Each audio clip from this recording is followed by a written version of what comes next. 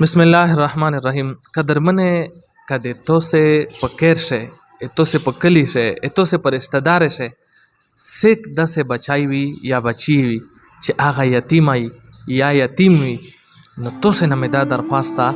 چې هغه روالیه مولانا قدرت الله صاحب هغه وی د دیه د چای مړیه د دیه د کپڑے د دیه د رهایش د دیه د تعلیم خالي دینی تعلیم نه چې به څه کوی چې زه په خپل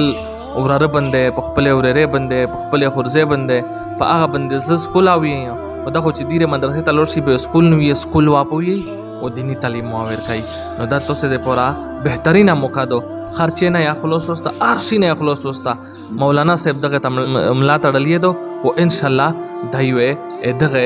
تربیات کوي دغه څه د مولانا صاحب تاسو د جی بالکل مشتنګا په دغه حب الیتیم سنټر شه چې سمرا یتیمون دي یتیمون سراسر غریبه طبقه چې انتهایی به واسوي او انتهایی غریب وي او خپل بال بچا په بوجوي هغه د پراته به دوریو اینه سبو وخت چولي مزدور نشتا سارا د پرټه د چای د مسته او ارشي سره برابر نشتا سبو وخت چې دا یتیمون درې میکلا د شپې شل روپیا جب ته ورچون چې دی په سکول شه بیا غوخیه دی ته بس مسله دا خو بالکل الودینه نه جوړ دی مقسم عزت او کو چې مو خپل الوت ته ما ترجیح نه ورکړي لکه دی ته دغه نه بعد مې سکول د سکول بسته د سکول کې توبینا د سکول کاپی د سکول پنسلینا پین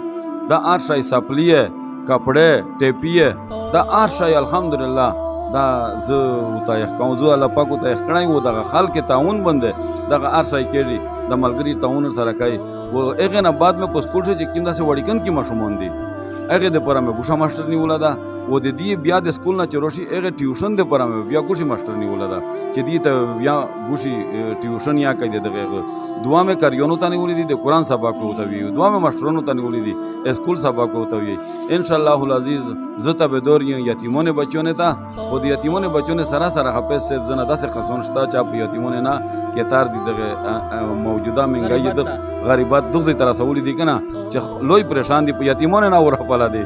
زه هغه د پراته به دوري ان شاء الله العزیز کانټیکټ نمبر جو زه دمو کانټیکټ نمبر دا 0334 88 25 184 په ډاټ کلی باندې مې حب الیتیم سنټر په نوم باندې د یتیم خانه دو زه ټول ملګری د پورا 24 غنټه ته به دوري نر د پورایا او د شزینا د پورایا ادوارد سیستم دا سکول یا و د قران سبق یا ادوارد مشتو سنه اجازه غوړي سره د کیمرامین حافظ ابراهیم